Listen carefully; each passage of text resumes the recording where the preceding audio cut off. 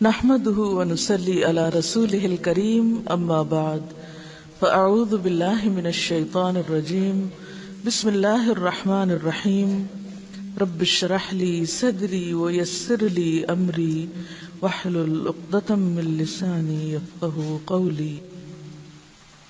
طہارت کا بیان، پانی کے احکام۔ کیونکہ پانی پاک کرنے والی چیز ہے تو ضروری ہے کہ یہ جانا جائے کہ کون سا پانی پاک کرتا ہے۔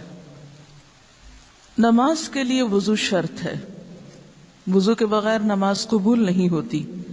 اسی طرح وضو کے لیے پانی کا پاک ہونا شرط ہے۔ حضرت ابو سعید خدری رضی اللہ عنہ فرماتے ہیں، رسول اللہ صلی اللہ علیہ وسلم سے سوال کیا گیا،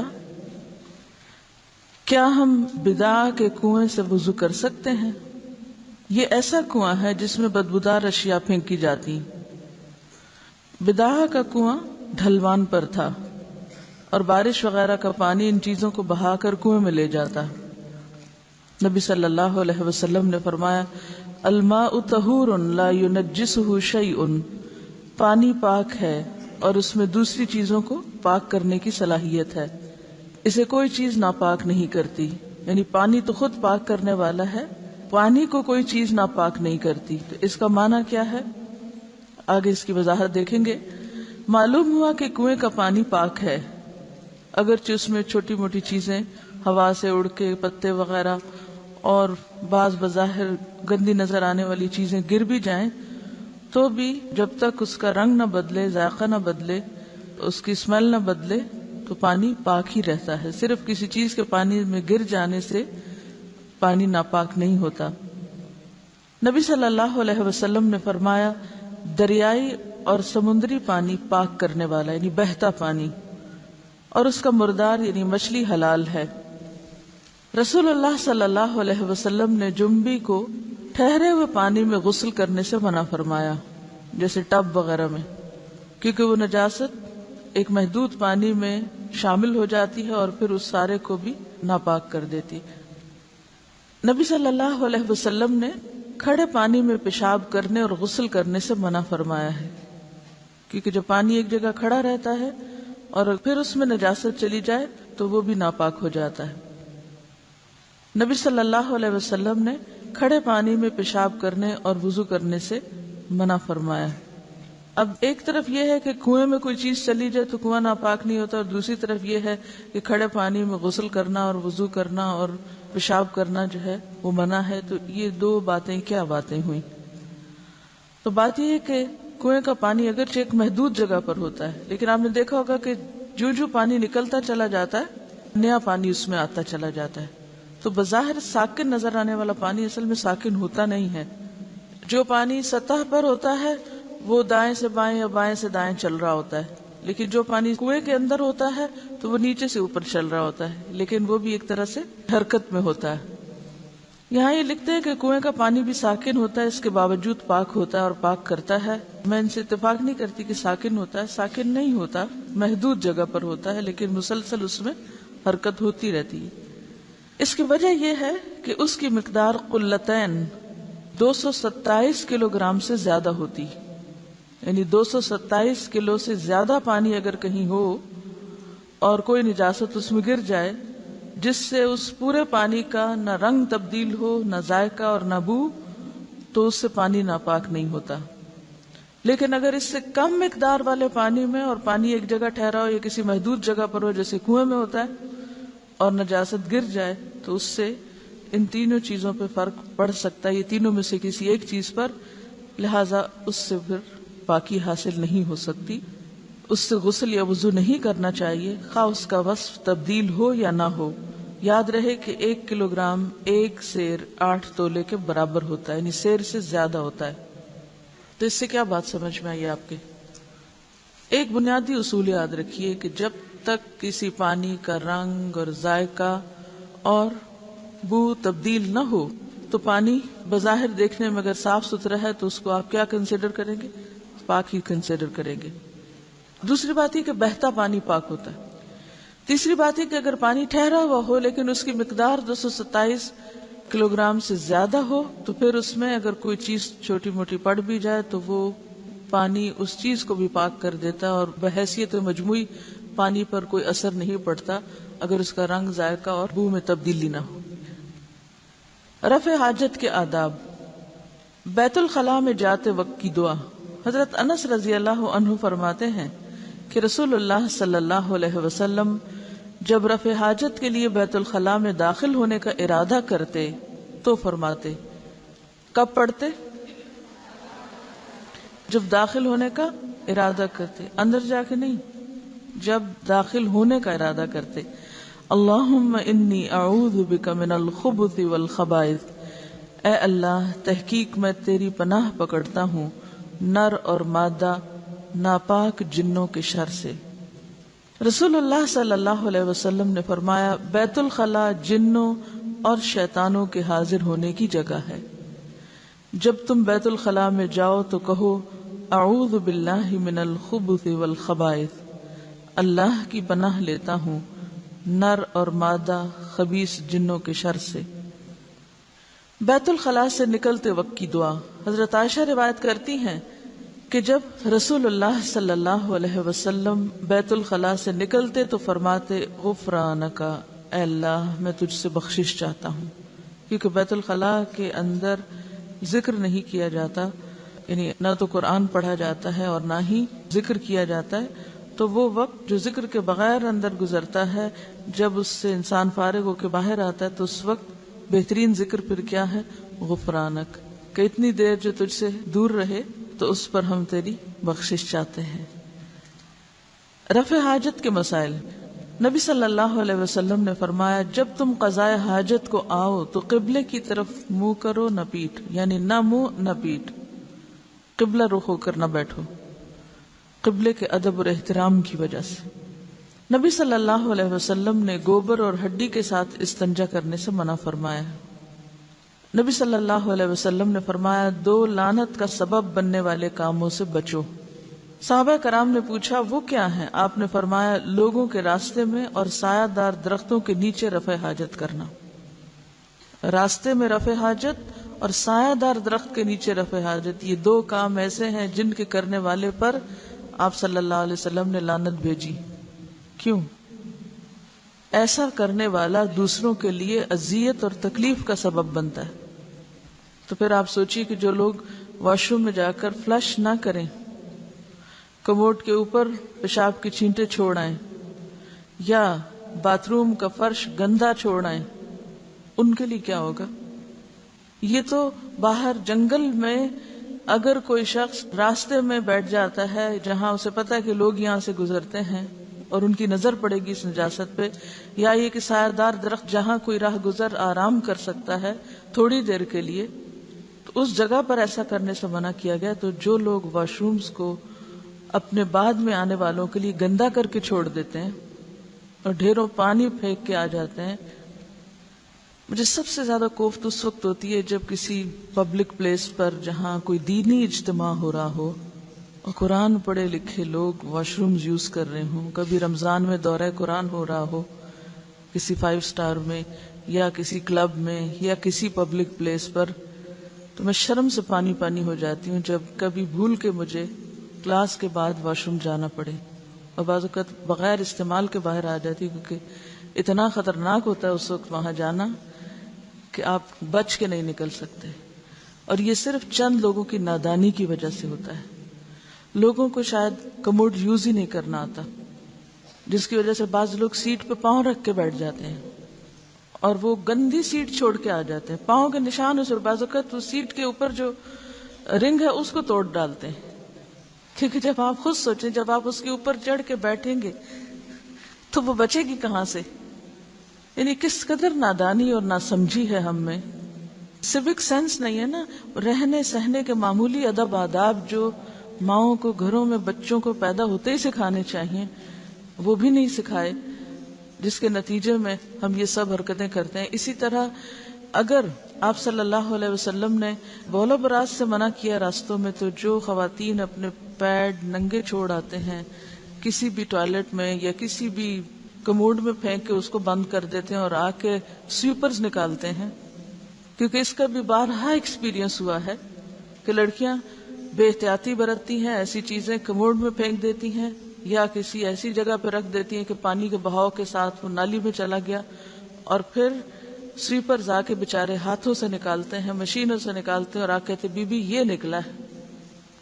اس وقت بی بی کی کیا حالت ہوتی ہے، سر پیٹنے کو جی چاہتا ہے۔ تو یہ سب کام ہم اپنے نادانی اور جہالت میں کرتے ہیں، تو رحمت کہاں سے آ سکتی ہے؟ آپ صلی اللہ علیہ وسلم تو ایسے لوگوں پہ لعنت فرما رہے ہیں۔ تو ہمیں تو زندگی گزارنے کی جو بالکل ابتدائی چیزیں ہیں وہ بھی نہیں پتا، ہم کس طرح کے مسلمان ہیں۔ طہارت تو نصف ایمان ہے۔ میں سمجھتی ہوں جانور بھی شاید اس طرح نہ کرتے، جیسی حرکتیں بعض اوقات انسان کرنے لگتے ہیں، اسی لیے تو پھر اسفل سافلین کہا گیا۔ تو بڑی بڑی کتابیں پڑھنے کو کوئی فائدہ نہیں اگر ہمارے دینی مدارس صاف نہیں، اور دین پڑھنے پڑھانے والے جہاں پر جائیں وہ واش روم کو صاف حالت میں چھوڑ کے نہ نکلیں کہ جو دوسرے کے لیے قابل استعمال ہو۔ ایکسٹرا کیئر کی ضرورت ہے، کیونکہ بہت سخت حدیث ہے، بہت سخت۔ نبی صلی اللہ علیہ وسلم نے دائیں ہاتھ سے استنجا کرنے سے منع فرمایا۔ نبی صلی اللہ علیہ وسلم نے فرمایا جو کوئی پتھر سے استنجا کرے وہ طاق پتھر لے، یعنی 3 یا 5۔ اب یہ پتھر یا ڈھیلا یا اس طرح کی چیزیں کیوں یہاں ذکر کی گئی ہیں؟ کیونکہ آپ صلی اللہ علیہ وسلم کی تعلیم صرف شہر میں اور گھروں میں رہنے والے لوگوں کے لیے نہیں ہے، یہ ہر ایک کے لیے۔ اور بعض اوقات آپ گھروں میں ساری فیسلٹی رکھتے ہوئے بھی کبھی سفر پر ہوتے ہیں اور کسی ایسی جگہ پر آپ کو ضرورت پیش آ جاتی ہے کہ جہاں نہ قریب کوئی واش روم ہے، نہ کوئی ٹوائلٹ ہے، نہ پانی ہے، نہ کچھ ہے، تو آپ کو پتہ تو ہونا چاہیے کہ اب مجھے طہارت کیسے کرنی ہے اپنی، کیونکہ بعض اوقات جب لوگوں کو پتہ نہیں ہوتا تو وہ اہتمام بھی نہیں کرتے۔ پھر تو آپ صلی اللہ علیہ وسلم کی تعلیم بالکل نیچرل ہے، فطری ہے، اس لیے ان مسائل کو بھی اچھی طرح معلوم کر لینا چاہیے اگر کبھی روٹین سے ہٹ کر دوسرے طریقے پر صفائی کی ضرورت پیش آئے۔ آپ ٹوائلٹ پیپر بھی یوز کر سکتے ہیں، لیکن جو صفائی مٹی سے ہوتی ہے وہ خالی ٹوائلٹ پیپر سے نہیں ہو سکتی۔ لیکن جہاں مٹی نہ ہو، کیونکہ بعض جگہ ایسی ہوتی ہیں، مثلاً اگر آپ ویسٹ میں جائیں تو وہاں انہوں نے واش روم شاورز نہیں لگائے ہوتے کہ جس سے آپ اپنے آپ کو دھو سکیں، تو اس کا ایک طریقہ تو یہ ہو سکتا ہے کہ جیسے عام طور پہ جو وٹامنز وغیرہ کی چھوٹی چھوٹی شیشیاں ملتی ہیں نا جن کے اوپر ڈھکن بھی ہوتا ہے، تو ان کو آپ اپنے بیگ میں رکھ سکتے ہیں اور ٹیشو سے صاف کر کے تو پانی بھی ساتھ تھوڑا سا استعمال کر لیں کہ جو پھر کموڈ سے باہر نہ گرے، کیونکہ یہ نان مسلمز پر بھی ایک بہت ہی برا امپریشن چھوڑنے والی بات ہوگی کہ آپ ٹوائلٹ سے نکلیں اور آپ کے بعد سیٹ کے اوپر یا سیٹ کے نیچے پانی گرا ہوا ہو، تو اس سے بھی آپ طہارت کر سکتے ہیں۔ لیکن اگر کبھی ایسا بھول جائے، یعنی کہ آپ چھوٹی سی شیشی بھی رکھ لیں نا بند ڈھکن کے، ہلکی سی پلاسٹک کی، تو کبھی مشکل۔ بعض لوگ ڈسپوزیبل بوتلیں لے لیتے ہیں، پانی پی لیا، بوتل لے لی اور بوتل ٹوائلٹ کے اندر ہی چھوڑ کے آ گئے، وہ بھی ایک بدنما نظارہ پیش کرتی ہے۔ یا تو آپ اس کو کسی ایسی جگہ کسی ٹھکانے لگائیں کہ اس کی جو بظاہر لک ہے وہ خراب نہ ہو۔ تو یہ چھوٹے چھوٹے ایٹیکیٹس ہیں، مینرز ہیں، جو آپ کے چلنے پھرنے کو، جو آپ کے رہن سہن کو، جو آپ کے عمل معاملے کو خوبصورت بناتے ہیں، اور یہ آپ کی چلتی پھرتی تبلیغ ہو جاتی ہے۔ وہاں آپ بیٹھ کے کتاب الطہارہ نہ بھی پڑھائیں تو آپ کے عمل سے لوگوں نے طہارت سیکھ لی۔ نبی صلی اللہ علیہ وسلم نے 3 ڈھیلوں سے استنجا کرنے کا حکم دیا۔ رسول اللہ صلی اللہ علیہ وسلم نے 3 ڈھیلوں سے کم کے ساتھ استنجا کرنے سے منع فرمایا، کیونکہ اس سے پوری طرح نجاست صاف نہیں ہوتی۔ نبی صلی اللہ علیہ وسلم جب رفع حاجت کو جاتے تو اتنی دور جا کر بیٹھتے کہ کوئی آپ کو نہ دیکھ سکتا۔ آپ صلی اللہ علیہ وسلم پانی کے ساتھ استنجا فرماتے تھے۔ نبی صلی اللہ علیہ وسلم نے سوراخ میں پیشاب کرنے سے منع فرمایا، کیونکہ وہ بھی کسی جانور کا مسکن ہو سکتا ہے، تو جانور کو اذیت دینا بھی تو درست نہیں۔ کیا آپ چاہیں گے آپ کے گھر میں کوئی نجاست پھینکے؟ تو آپ سوراخ میں اگر نجاست ڈال رہے ہیں تو اس کا مطلب کہ کسی جانور کے گھر میں نجاست ڈال رہے ہیں، ان کا بھی زمین پہ جینے کا حق ہے، اور یہ بھی ہو سکتا ہے کہ پلٹ کے وہ نکل کے پھر کاٹ لے آپ کو۔ حضرت عبداللہ بن عمر فرماتے ہیں کہ رسول اللہ صلی اللہ علیہ وسلم پیشاب کر رہے تھے کہ ایک آدمی نے آپ کو سلام کیا مگر آپ نے اس کا جواب نہ دیا۔ اس سے کیا پتہ چلتا ہے کہ رفع حاجت کی حالت میں باتیں کرنا منع ہے، اگر سلام منع ہے تو باقی باتیں بھی منع ہے۔ نبی صلی اللہ علیہ وسلم نے غسل خانے میں پیشاب کرنے سے منع فرمایا، یعنی غسل خانے کی زمین پر پیشاب کرنے سے منع فرمایا. کیوں؟ اس لیے کہ پھر اسی کے اوپر پانی اور پڑے گا اور زمین پہ چھینٹیں پلٹ کے آپ ہی کے اوپر آئیں گی اور آپ پاک ہونے کی بجائے ناپاک ہو کے نکلیں گے. اب دیکھیے کہ ایسے مقامات پر ہمیں کوئی انسان نہیں دیکھ رہا ہوتا، یہ ہمارا اور خدا کا معاملہ ہوتا ہے، اور ایسے مواقع پر ہی انسان کا اصل تقوی سامنے آتا ہے کہ وہ خود کو اور دوسروں کو ناپاکی سے کس طرح بچائے. حضرت ابو ہریرہ کہتے ہیں کہ نبی صلی اللہ علیہ وسلم بیت الخلاء گئے، ایک برتن میں پانی لایا گیا، آپ نے استنجا کیا، پھر ایک اور برتن میں پانی لایا گیا، آپ نے وضو کیا. اس سے کیا پتہ چلتا ہے کہ استنجا اور وضو کا برتن الگ الگ تھا. جس شخص کو رفع حاجت کی طلب ہو پہلے وہ حاجت سے فراغت پائے پھر نماز پڑھے. نبی صلی اللہ علیہ وسلم نے فرمایا جب کھانا موجود ہو یا حاجت شدید ہو انسان کی تو نماز نہیں ہوتی، یعنی اس وقت توجہ انسان کی یا تو کھانے پہ لگی ہوتی یا پھر اندر کی تکلیف پہ، تو ایسی صورت میں انسان کو نماز نہیں پڑھنی چاہیے کیونکہ پھر خشوع و خضوع حاصل نہیں ہو سکتا.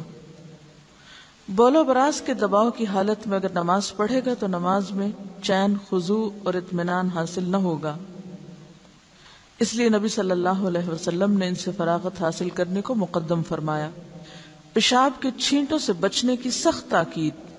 حضرت ابن عباس روایت کرتے ہیں کہ رسول اللہ صلی اللہ علیہ وسلم 2 قبروں کے پاس سے گزرے تو فرمایا ان دونوں قبر والوں کو عذاب ہو رہا ہے، اور باعث عذاب کوئی بڑی چیز نہیں. ان دونوں میں سے ایک پیشاب سے نہیں بچتا تھا اور دوسرا چغل خور تھا. چغل خور، چغل خور کون ہوتا ہے؟ لگائی بجائی کرنے والا، ادھر کی بات ادھر، ادھر کی ادھر، تاکہ لوگوں کے درمیان پھوٹی پڑی رہے اور دل ایک دوسرے سے میلے ہی رہیں. ان 2 باتوں کو ایک جگہ بیان کیا گیا، ایک ظاہری نجاست ہے اور ایک باطنی نجاست.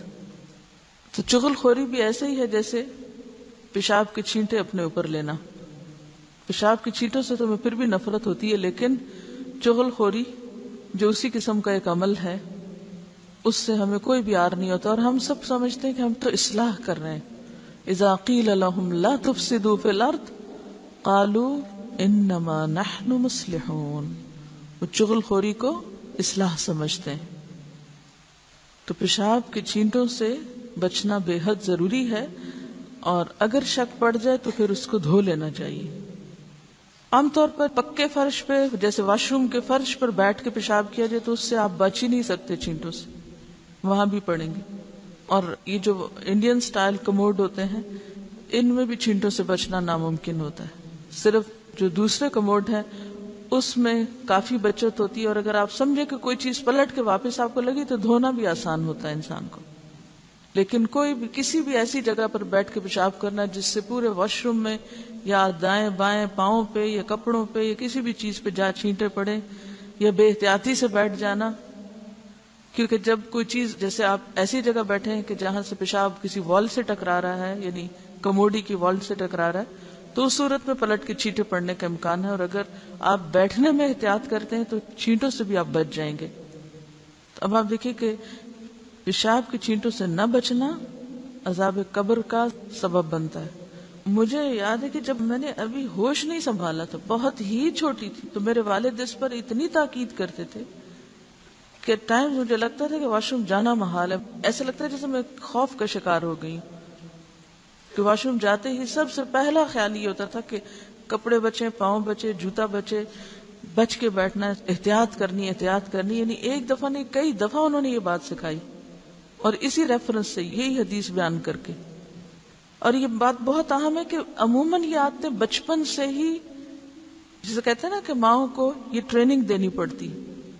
تو طہارت اور پاکیزگی اور صفائی کی جو عادت ہے یہ جب تک بچپن سے انسان کے اندر راسخ نہ کی جائے، بڑے ہو کر پھر انسان کو جو غلط عادتیں پڑ جاتی ہیں تو پھر ان کا توڑ بہت مشکل ہو جاتا ہے.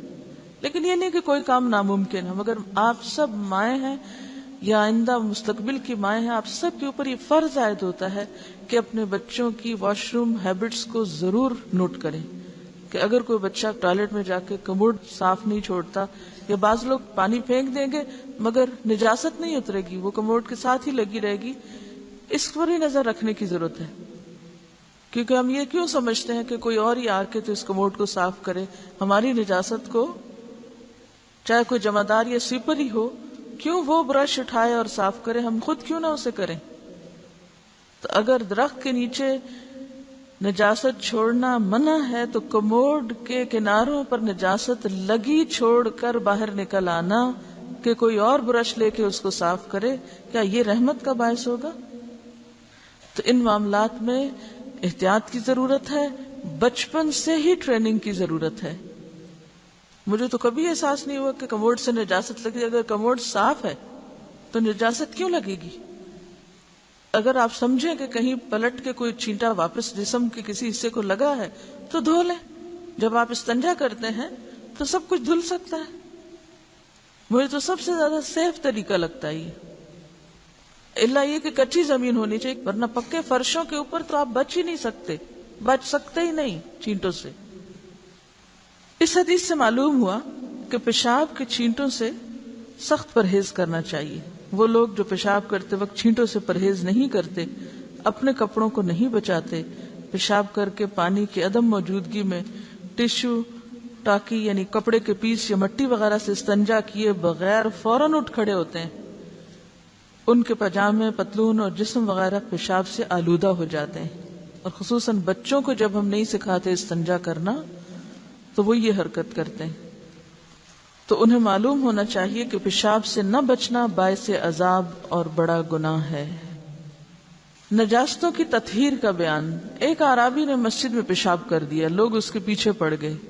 رسول اللہ صلی اللہ علیہ وسلم نے انہیں فرمایا، دعوہ وحریقوا علی بولہ سجلا من ماء، اسے چھوڑ دو اور جگہ کو پاک کرنے کے لیے اس کے پیشاب پر پانی کا ڈول بہا دو. پھر آپ نے اس کو بلا کے فرمایا، مسجدیں پیشاب اور گندگی کے لیے نہیں بلکہ اللہ کے ذکر، نماز اور قرآن پڑھنے کے لیے ہوتی ہیں. یعنی ایک طرف صحابہ کو کہا کہ تم اس پہ پانی بہا دو، یعنی عمل سے اس کو تعلیم دو، نہ کہ ڈانٹ ڈپٹ کے، اور دوسری طرف اس کو بلا کے پیار سے سمجھا دی کہ دیکھو مسجدیں نجاست کے لیے نہیں ہوتی. حیض آلود کپڑا.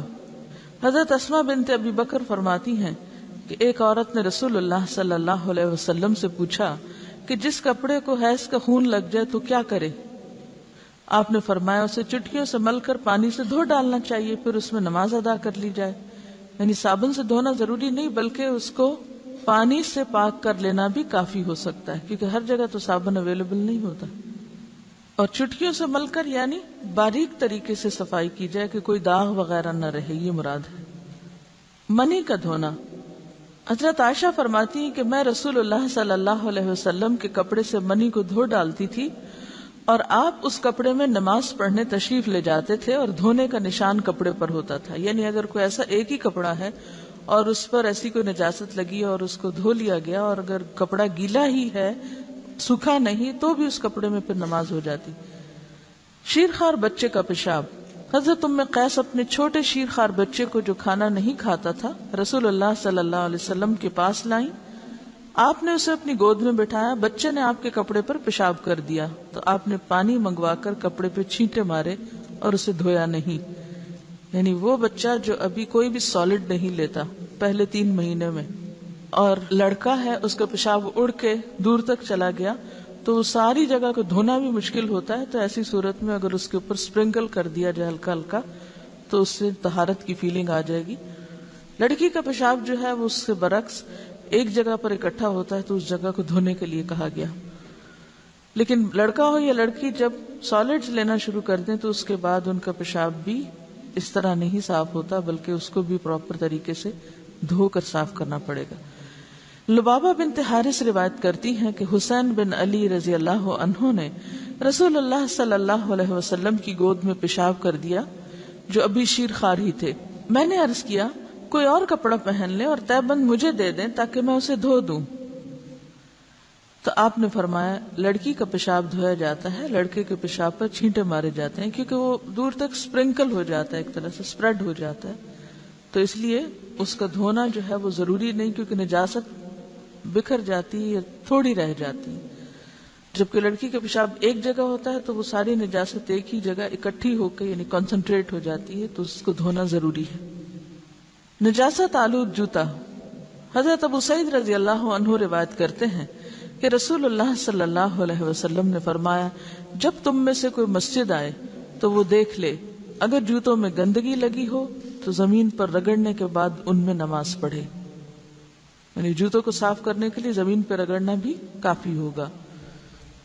کتے کا جوٹا، حضرت عبداللہ بن مغفل سے روایت ہے کہ رسول اللہ صلی اللہ علیہ وسلم نے فرمایا، اگر کتا کسی برتن میں پانی وغیرہ پی لے تو برتن کو 7 بار پانی سے دھو ڈالے اور پہلی بار مٹی سے مانجے، کیونکہ مٹی پاک کرنے والی چیز ہے، اس کے جرمز وغیرہ کو صاف کر دے گی، اسٹرلائز کر دے گی۔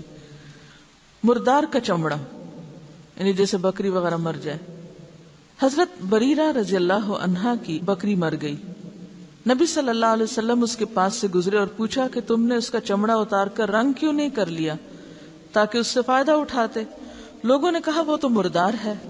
آپ نے فرمایا اس کا صرف کھانا حرام ہے، یعنی چمڑا حرام نہیں ہے، اس کو رنگ کے اسٹرلائز کر کے استعمال کیا جا سکتا ہے۔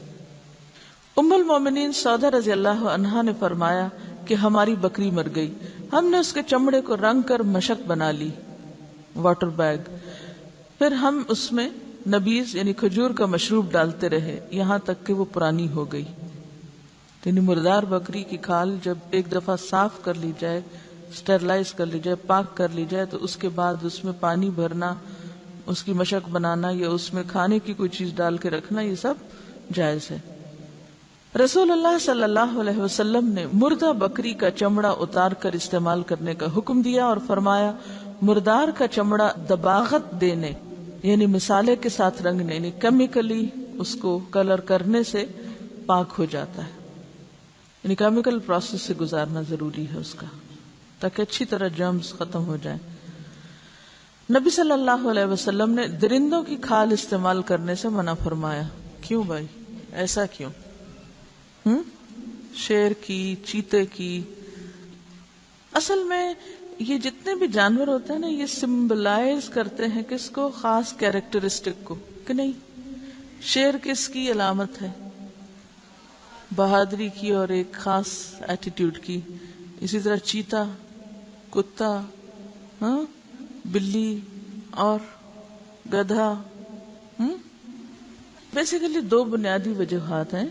ایک تو یہ کہ انسان جس قسم کا لباس پہنتا ہے یا جو چیز دیکھتا ہے بار بار، اس کی جو ریفلیکشن ہوتی ہے اس کے مائنڈ میں، یا اس کا جو ایک فیلنگ یا ایک احساس اس کے اندر ڈیولپ ہوتا ہے، وہ اس کے تابع ہوتا ہے جو کچھ اس کے ماحول میں ہوتا ہے۔ تو ان کھالوں کی جو رنگت ہے یا شکل ہے یا ڈیزائن ہے، اور یہ تمام چیزیں براہ راست انسانی شخصیت پر اثر انداز ہوتی ہیں۔ انسان جس کی صحبت میں رہتا ہے، جس کی قربت میں رہتا ہے، اس کا رنگ اس پہ ضرور چڑھتا ہے۔ انسان کا لباس انسان پر ضرور اثر انداز ہوتا ہے۔ جیسے نماز استسقاء میں کیا کہا گیا کہ کپڑے پرانے پہن کے جائیں۔ دوسری بات یہ کہ یہ جتنے بھی جنگلی جانور ہیں، موسٹلی ان میں سے ایک محدود تعداد میں زمین پر، اور ان کی اپنی ایک ضرورت ہے، اللہ تعالیٰ نے خاص مقاصد کے لیے ان کو پیدا کیا ہے، وہ ہمارے کاروباری یا تجارتی مقاصد کے لیے نہیں زمین میں بھیجے گئے۔ اگر ہم ان کی کھالوں سے اپنی ضروریات زندگی پورا کرنا شروع کریں تو نتیجہ کیا ہوگا؟ بہت سی نسلیں ایکسٹینٹ ہو جائیں گی، ختم ہو جائیں گی، ناپید ہو جائیں گی، اور جیسا کہ آپ دیکھتے ہیں کہ ہو رہا ہے۔ اور اس سے کیا ہوگا؟ زمین پر جو اللہ تعالیٰ نے ایک بیلنس قائم کیا ہوا ہے اس وائلڈ لائف میں، وہ متاثر ہوگا۔ اس سائیکل میں اگر کوئی ایک چیز بھی ناپید ہوتی ہے تو گیپ آ جائے گا، فطرت کے نظام میں خلل ہوگا۔ اسی لیے قرآن میں کیا فرمایا گیا؟ الرحمن علم القرآن خلق الانسان علمہ البیان الشمس والقمر بحسبان والنجم والشجر یسجدان والسماء رفعها ووضع الميزان ألا تطغوا في الميزان وأقيموا الوزن بالقسط ولا تخسروا الميزان. یہ جو 3 آیتیں ہیں تینوں میں میزان کا لفظ آ رہا ہے. ٹھیک ہے. اللہ نے سب کچھ پیدا کیا, وضع المیزان, میزان قائم کیا, یعنی سب میں بیلنس قائم کیا. اور پھر انسانوں کو کیا کہا کہ اللہ تطغوا فی المیزان, اس میزان میں خلل مت ڈالنا, اس نظام فطرت کو تباہ نہ کرنا. اور پھر وَأَقِيمُوا الْوَزْنَ بِالْقِسْطِ وَلَا تُخْسِرُوا الْمِيزَانَ, میزان میں کمی نہ کرنا. تو یہ میزان جو ہے اس کا قائم کرنا بے حد ضروری ہے, صرف اپنی ذاتی زندگی کی حد تک نہیں بلکہ نیچرل لائف کے بارے میں بھی. اسی لیے بہت سی ایسی تعلیمات ملیں گی جس سے خود بخود ان تمام چیزوں کا تحفظ یا پروٹیکشن سامنے آتی ہے جو اللہ تعالیٰ نے ہمیں بتائی. یہ کہہ رہی ہے کہ ویسٹ میں جب ویمن لب یعنی عورتوں کی آزادی کی تحریکیں چلائی گئیں تو خاص طور پر اس چیز کو انکریج کیا گیا کہ وہ ایسے ڈریسز پہنے کہ جن کے اوپر چیتا پرنٹ ہو, یعنی چیتے کی سکن جیسا پرنٹ ہو یا اور اسی طرح کے پرنٹ ہوں, تاکہ وہ اپنے آپ کو سپریسڈ یا مظلوم یا مسکین نہ سمجھے بلکہ مضبوط, طاقتور اور بہادر قرار پائیں, یعنی چیتے کی کھال جیسے کپڑے پہن کے. تو اب آپ دیکھیں کہ اس طرح کے رنگ اور پرنٹ بہت دفعہ شاید آپ نے بھی پہنا ہو, اور خصوصاً کوٹ وغیرہ میں آپ نے دیکھا ہوگا یہ پرنٹ بہت ہوتا ہے, بلینکٹس وغیرہ کے اوپر بھی. تو اب بہت سے لوگ اس کو استعمال کرتے ہیں مگر اس کے پیچھے جو روح ہے, یہ جو مقصد ہے وہ نہیں جانتے. لیکن ایک بات یاد رکھیے کہ صرف شیر کی کھال پہننے سے کوئی شیر نہیں بن سکتا جب تک آپ شیر پیدا نہ ہو. جو چیز خود استعمال کریں گے وہ چیز جب پاک ہو گئی تو اس کو بیچ بھی سکتے ہیں. ٹھیک ہے نا. مردہ بکری تو نہیں بیچیں گے آپ, لیکن آپ کھال اتار کے اس کو صاف کر کے محنت کریں گے نا اس پر, تو پھر اس کی حیت تبدیل ہو گئی. اب جس چیز کا استعمال جائز ہے اس کا پھر بیچنا بھی جائز ہو جائے گا. کہتے کہ کراکوڈائل سکن اور سنیک سکن کے جو جوتے اور پرس وغیرہ بنتے ہیں تو یہ بھی ظاہر ہے کہ صرف کپڑوں کی بات نہیں ہے, ان کا استعمال منع ہے. ان کو جینے دیں ہم نا, سٹف کر کے لگا لیتے ہیں. مجھے سمجھ نہیں آتی کہ گھر کو جنگل کیوں بناتے ہیں. فطری طبیعت گوارا نہیں کرتی ایسے وائلڈ اینیملز کو گھر میں رکھنا. اللہ تعالیٰ نے جنگلی جانوروں کے بھی حقوق پروٹیکٹ کیے ہیں.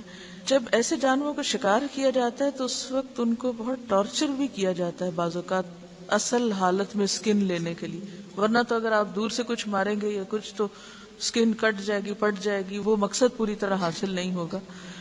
بہرحال بات پھر وہیں پر آ جاتی ہے کہ اللہ کے ہر کام میں مصلحت ہے, ہر حکم کے پیچھے کوئی حکمت ہے. ہمارے لیے کیا حکم ہے؟ سمینا و اطانا. بلی کا جوٹا, رسول اللہ صلی اللہ علیہ وسلم نے فرمایا بلی کا جوٹا پاک ہے. سونے چاندی کے برتن میں کھانا. حضرت ام سلمہ روایت کرتی ہیں کہ رسول اللہ صلی اللہ علیہ وسلم نے فرمایا جو شخص سونے چاندی کے برتنوں میں کھاتا پیتا ہے وہ اپنے پیٹ میں دوزخ کی آگ جمع کرتا ہے. خاص طور پہ چاندی کے جو کٹورے اور چاندی کے گلاس, اور بعضوں کا سونے کو تو نہیں ہوتے لیکن چاندی کے وہ نسل در نسل جہیز میں نشانیوں کے طور پر آگے سے آگے دیے جاتے ہیں. اسی طرح گولڈ کوٹڈ سپونز وغیرہ بھی بہت عام ہو گئی ہیں, اور سپونز کیا کراکری کے اوپر آپ نے دیکھا ہوگا گولڈ پلیٹنگ یعنی کنارے وغیرہ بھی ہیں. تو ایسی چیزوں سے حد الوسع بچنا چاہیے. اگرچہ وہ پورا گولڈ نہیں ہے لیکن ایون کچھ حصہ تو گولڈ کا ہے نا, اگر وہ اصلی گولڈ ہے. وآخر دعوانا ان الحمد للہ رب العالمین. سبحانک اللہم وبحمدک نشہد ان لا الہ الا انت نستغفرک ونتوب الیک.